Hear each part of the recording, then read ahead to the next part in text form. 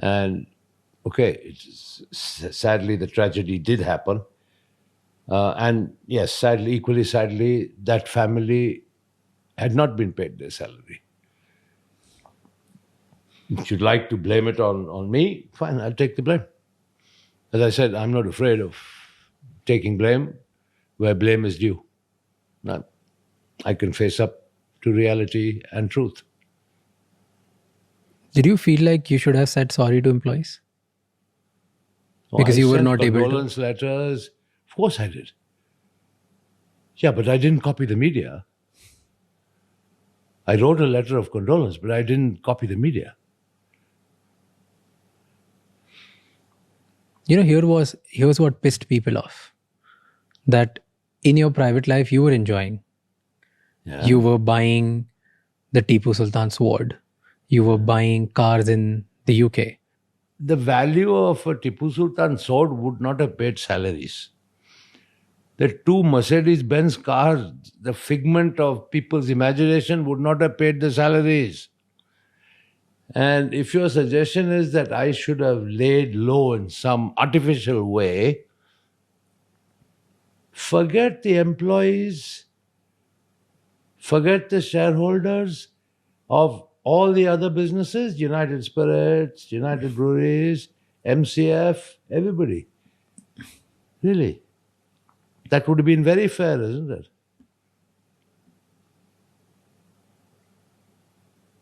And behave in a manner where my only asset and liability in life was Kingfisher Airlines. I had nothing else. That's the way I should have behaved, right? What about the salaries of the other employees of the other group companies? What about the shareholders of those companies? What about the future of those companies and the management of those companies? So sadly, if one company fails, is it your suggestion that the whole group must fail?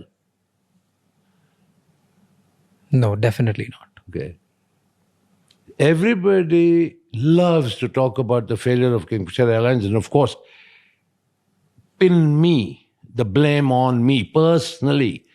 Forget about everything else. It is Vijay Malya's failure, Vijay Mallya ka chori, Vijay Mallya ka fraud. Everything is Vijay Mallya. Fine. What about...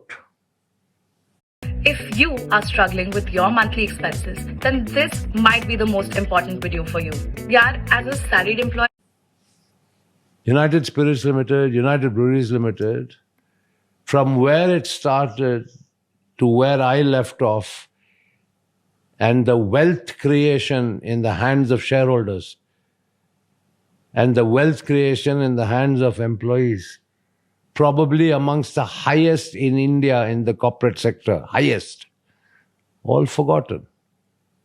Nobody even refers to it. Kingfisher Airlines, Malya Thoko Saleko. That's it. The narrative begins there, ends there. Do you think if you would have done things differently, probably this side of you would have been more celebrated than the side which has gotten...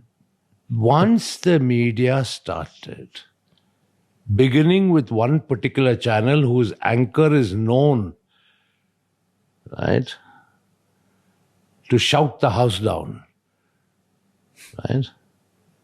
What did I start by saying? Vijay Mallya, I want to see you eating jail food.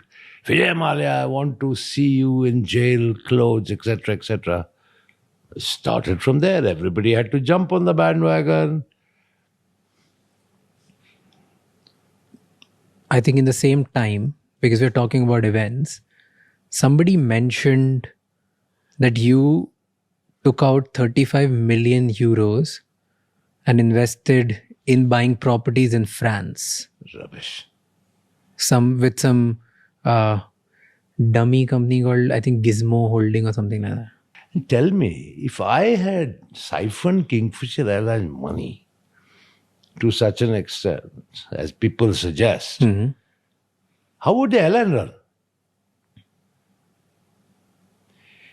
On the bank's own admission, on the debt recovery tribunal's own admission, 4,999 crores was the debt. Right? Yeah. Rest is all interest. ठीक है ना? The suggestions are that I have stolen or misused most of that or all of it. How would the airline fly?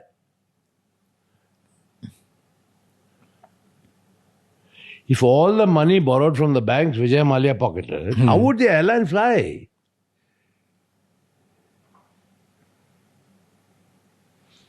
See, so all these allegations and false narratives being painted by people, if you analyze them, they make no sense. What also is not making sense to me is when the government said that they're going to support you in 2008, the FM said that they'll provide the loan, which they probably did with the banks. Later in 2011, the union minister of the same government they started objecting that you were not paying even taxes. 150 crore was pending, and they started putting you in the public eye. But they were arrears. Nobody is disputing that. But compare my arrears with Air India's arrears. Air India's arrears were probably 10 times that of Kingfisher Airlines. That was because of the stress of the aviation sector. And why did Air India didn't get anything and you got everything? Every little scrutiny happened with you if Air India was in trouble more than you, which actually was their case. It's a fact. Yeah, it's a fact. They were in a more daunting situation than yours, like the airline. Yeah, but all the focus was only Kingfisher. Why? You should ask those that turned on the spotlights. Why do you think it happened? Like clearly combination of animosity, jealousy, a whole bunch of factors. And, once again, unproductive things to think about. In life, think positive. Come on, it costed you a whole life in India. You must have thought about it hundreds of times. No, I'm not. In any case, since 1988, I've been going to India for less than 180 days in a year. All my 3 children are American citizens. All have lived outside India, never in India.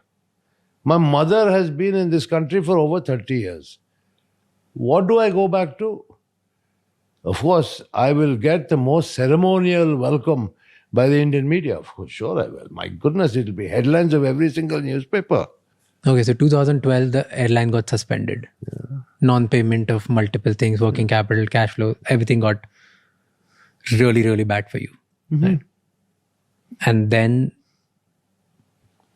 the big bash happened, the birthday party, which is often talked about in 2015. Go ahead. What happened between 2012 and 2015 with this case? What happened? I'm asking you, what happened during? Did everybody forgot? What? Did everybody, they were not bothered about Kingfisher Airlines, or what the cases were going on? Of course, everything was going on. Nothing stopped. Nothing stopped. Because people don't talk about that often. What happened? What was going on? Nothing was going on. That's when the willful defaulter and all that. You know what the willful defaulter is all about, right? Tell me what is The about. banks call a willful defaulter of somebody who has the money but won't pay. Yeah. That's called a willful defaulter. Yeah. Right. I made 4 settlement offers to the banks. Between 2012 to 2015? Yes. Which they refused to accept. That nobody knows. What was the settlement that you were offering? So many settlement offers, including before the court. Right? So it was always the intention to settle. I flew through Hyderabad and met the chairperson